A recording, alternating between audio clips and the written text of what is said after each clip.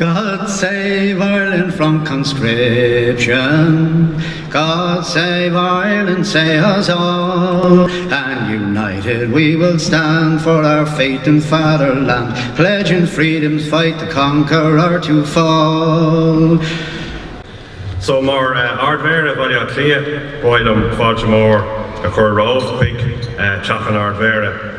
In you, Tomid, a Camora Keldene Crinahe, is Tawach D, the star na Heron.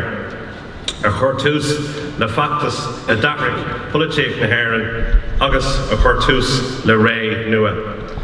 Is an shot a Jafan Ardvera a Harlashe, Dear Octave Lino Hin, or in Law Shaw, an Uctula Dag, the Mi Abron, Milin Nigid Uctave. While I'm a quid, Kaintje Armagin, a raw in almost an Tahar Joe Mallon, Knockmarin, before boss, down at Nacoska. You're all very welcome to our event marking the centenary of the conscription crisis in Ireland. I would like to dedicate my few introductory remarks to the late Father Joseph Mallon, freeman of the city of Dublin, sole surviving child of an executed 1916 leader, Michael Mallon, who died on Easter Sunday at the age of 104. Suvna Shiri da Anam Dilish. This mansion house was the centre of the Irish resistance to the British government's plan to impose conscription, compulsory military service for men of military age in the spring of 1918. Here, on the 18th of April 1918, nationalist and trade union leaders gathered at the invitation of the Lord Mayor of Dublin, Lawrence O'Neill. This arose directly from a motion passed at Dublin City Council on the 8th of April. The motion warned the British government, quote, against the disastrous results of any attempt to enforce conscription. Any such insane proposal, which, if put into operation, would be resisted violently in every town and village in the country, ending in great loss of life and establishing a battlefront in Ireland. The motion called on the Lord Mayor, Lawrence O'Neill, to invite Irish Party, Sinn Féin and Irish Trade Union Congress leaders to meet him to organise a national campaign against conscription. But this was not the first time the threat of conscription had been faced in Ireland, nor indeed addressed here in the Mansion House. Even before the 1916 Rising, there had been concern in Ireland that conscription might be imposed. The President of the Irish Volunteers, Eoin MacNeill, was not aware of the plans of the Irish Republican Brotherhood for a rising and was against offensive action, as we know. However, he did support armed action if the British government tried to impose conscription. A letter in the Irish Volunteer, Óglacht na HÉireann, in October 1915 from the Anti-Conscription Committee called on Nationalist Ireland to organise at once against conscription. The Volunteer Executive issued directions to every Irish volunteer that in the final resort it is his duty, quote, to lose his life rather than suffer himself to be disarmed, unquote. In December 1915, a public meeting against conscription filled this Mansion House round room to overflowing, and it was addressed by P.H. Pearce, who said that, quote, if any man loved the English Empire, let him go and fight for the Empire, but that the men of Ireland would never submit to be conscripted. And earlier still, in September 1914, shortly after the war's outbreak, the Mansion House saw extraordinary scenes when the British Prime Minister Asquith and the Irish Party leader John Redmond addressed a recruiting meeting here in the Round Room. In the days prior to that meeting, James Connolly was the leading light in a plan for the Irish Volunteers and the Irish Citizen Army to seize the Mansion House to prevent the British recruiting meeting. In the event, the British Army got here first and occupied the building.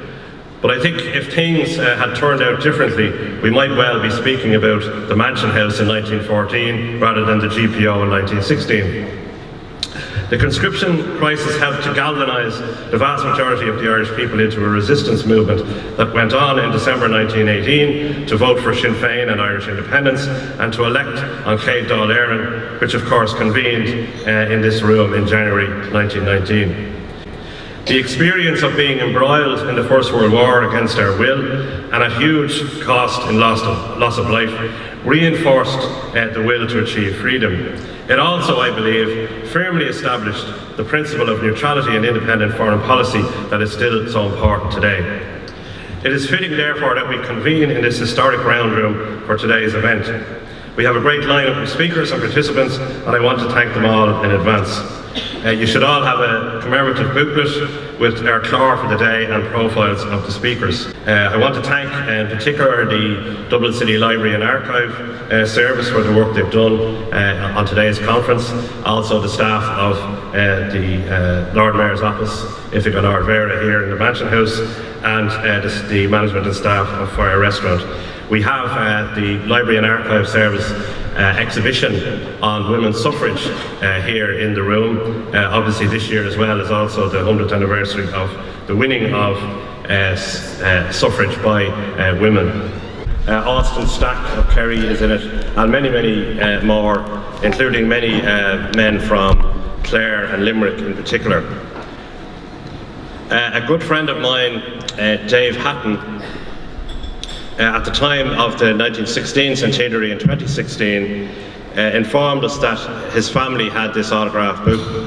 His aunt Kathleen, who's in Australia, and her husband Frank, they had acquired this piece, and they kindly lent it to Frank, or to Dave, and we displayed it in the exhibition in the rotunda of the Ambassador, the rotunda in O'Connell Street in 2016.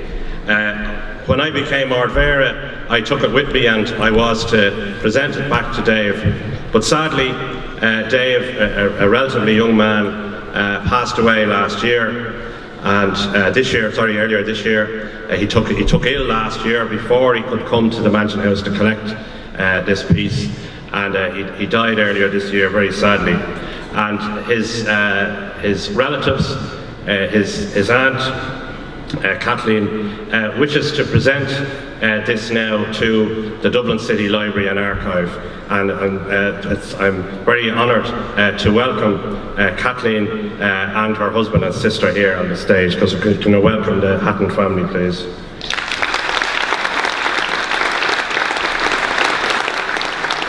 So we'll do the presentation now.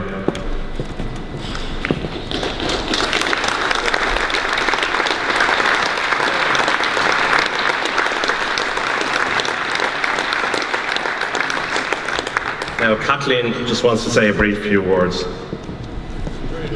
Very few words. I'd like to say I'm presenting this book in memory of a very special person, and his name is David Hatton, and he's not here to enjoy this moment. Thank you.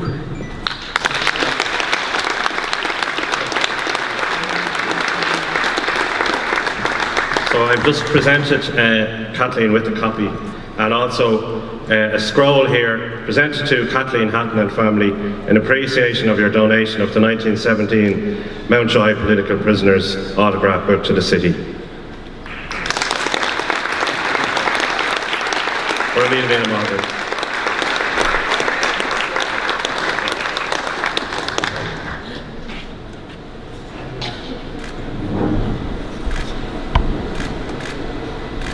Thank you.